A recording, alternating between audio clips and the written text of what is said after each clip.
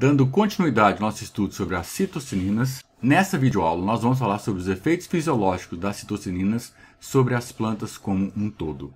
E o primeiro efeito que eu quero chamar a atenção de vocês é com relação à mobilização de nutrientes. Quando a gente fala de mobilização de nutrientes, nós estamos falando de drenos. E quando nós falamos de drenos, nós estamos falando de descarregamento do dreno. E o que as citocininas fazem? Primeira coisa que as citocininas fazem é que elas aumentam a atividade das invertases. E o que é invertase? Invertase são enzimas que fazem a quebra da sacarose em frutose mais glicose. E nós já vimos essa invertase quando nós vimos a respiração, a parte inicial da via glicolítica. Nós falamos da invertase quando nós estudamos a respiração celular. Além disso, ela ativa um cotransportador tipo SYMPORT de exoses para dentro das células drenos. O que é isso? Aqui nós estamos mostrando um cotransportador tipo SYMPORT. Então a exose ela vai entrar juntamente com a entrada de um próton. Então esse é um cotransportador tipo SYMPORT ativo secundário. E as citocininas elas atuam tanto quebrando a sacarose dentro das células drenos, não permitindo que ela retorne, e também auxiliando na ativação do cotransportador SYMPORT para que aquelas exoses sejam absorvidas pelas células dreno. As citocininas participam dessa forma no controle da mobilização de nutrientes. Mas será que é assim mesmo? Será que as citocininas realmente participam desse processo? Esse experimento nos mostra a participação das citocininas na mobilização de reservas nas folhas. Como é que foi esse experimento? Para poder rastrear o que estava acontecendo, eles trabalharam com um aminoácido marcado com carbono 14. E esse aminoácido ele foi colocado nas folhas do lado direito, como está mostrado na plântula A, como está mostrado na plântula B, como está mostrado na plântula C. Ele foi colocado uma gota daquele aminoácido marcado lá. E o que eles fizeram com as folhas? Eles fizeram a aspersão das folhas. Ou fizeram a aspersão com água, ou fizeram a aspersão com uma solução de 50 milimolar de cinetina. E cinetina é uma citocinina. Então, na plântula A, foi aspergido com água. A folha do lado esquerdo foi aspergido com água. Na plântula B, eu tenho a folha que foi aspergida com uma solução de cinetina. E na plântula C, a aspersão com cinetina foi feita na própria folha que recebeu aquele aminoácido. E deixaram passar um determinado tempo e foram rastrear aonde estava a radioatividade. Na plântula A, em que o aminoácido radioativo foi colocado neste ponto na folha, e a plântula A foi somente tratada com água do lado esquerdo, a radioatividade praticamente permaneceu quase que totalmente na folha onde foi colocado o aminoácido marcado. No caso da plântula B, em que o aminoácido foi colocado na folha da direita, mas a folha da esquerda foi aspergida com a solução de cinetina, praticamente toda a radioatividade foi identificada na folha que foi aspergida com cinetina, significando que aqueles aminoácidos migraram para a folha onde estava a cinetina. E na plântula C, a folha que foi aspergida com cinetina foi a mesma folha onde foi colocado o aminoácido marcado. Nós podemos observar nitidamente que toda a radioatividade ficou concentrada na folha que foi aspergida com cinetina, mostrando que a cinetina induz essa função de mobilização de nutrientes, formando drenos naquela região. Um outro efeito que acontece das cinetinas está relacionado com a expansão celular, principalmente de cotilédones. Aqui nós temos um cotilédone normal no momento em que ele foi coletado. Agora, alguns daqueles cotilédones foram colocados no escuro e outros foram colocados na luz e deixados por um determinado tempo. O que permaneceu no escuro ficou esbranquiçado, mas aumentou de tamanho. E o que ficou na luz, houve a formação de cloroplastos, houve a formação de clorofila, eles ficaram esverdeados e aumentaram também de tamanho. Porém, quando houve o tratamento com zeatina é uma citocinina, vocês podem ver nitidamente que houve uma expansão dos cotilédones, tanto nos que estavam no escuro quanto os que estavam na luz, mostrando a sua participação nessa expansão. Está diretamente relacionado com o aumento da atividade mitótica daquelas células. Um outro efeito que as citocininas apresentam é em retardar a senescência foliar. Nessa foto do lado direito nós temos duas plantas de fumo da mesma idade. A planta da esquerda ela está viçosa, bonita, verde, enquanto que a planta da direita está praticamente murcha, totalmente dessecada. E as duas têm a mesma idade. Só que essa planta da esquerda é uma planta transgênica. Ela foi modificada com o gene do IPT. Enquanto que a planta da direita é uma planta controle selvagem não transgênica. Vocês podem ver que a planta não transgênica, a da direita, ela está totalmente senescente, enquanto que a planta da esquerda ela está totalmente verde. O que está acontecendo aqui? Aqui no canto superior direito, nós podemos entender o que foi feito. Isso envolve a parte de biologia molecular que eu vou simplificar para a gente poder entender. Todo gene tem uma região de promotor que vai controlar a expressão do gene.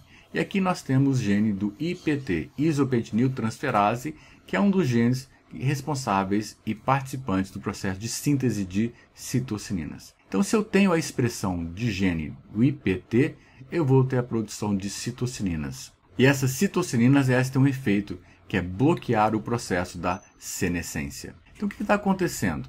A planta está crescendo, normal, e de repente ela começa a ficar senescente. Quando ela começa a ficar senescente, ela vai ativar o promotor do IPT. Quando ela ativa o promotor do IPT, há a produção de citocininas. O que as citocininas fazem? Elas bloqueiam o processo de senescência. Consequentemente, a senescência vai ser retardada. Não é que a planta não vai senescer nunca mais. Vai sim, não tem como. É um processo biológico.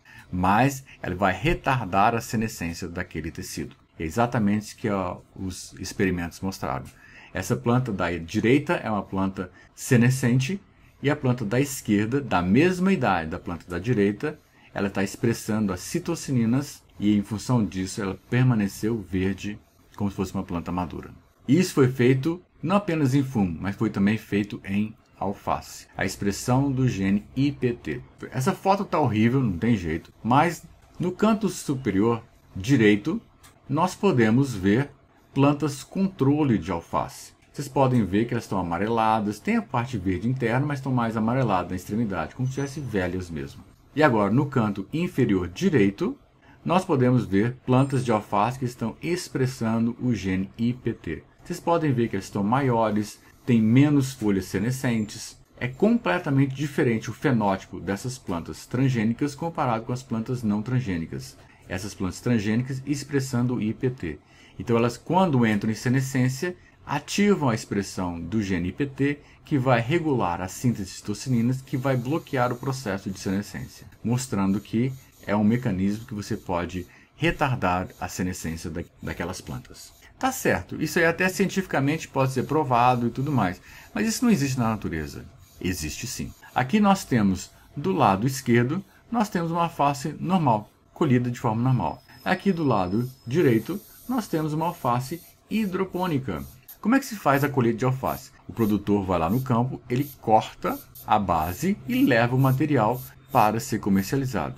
Como é que o produtor de alface hidropônica faz? Ele também vai na sua caixa de vegetação, ele simplesmente arranca aquela planta de lá e leva ela com raiz e tudo para o mercado. Se vocês comprarem uma alface normal, colocarem dentro de um saco plástico e deixar na geladeira, e pegar a mesma coisa, compram uma alface hidropônica, são aquelas que têm raízes presas, que você encontra no supermercado. Também coloca dentro de um saco plástico e leva para casa e bota na geladeira, como você fez com a outra, então os dois estão lado a lado e você espera alguns dias. O que vai acontecer? Vocês vão ver que a sua alface colhida de forma normal, ela vai envelhecer muito mais rapidamente do que a alface que foi produzida de forma hidropônica.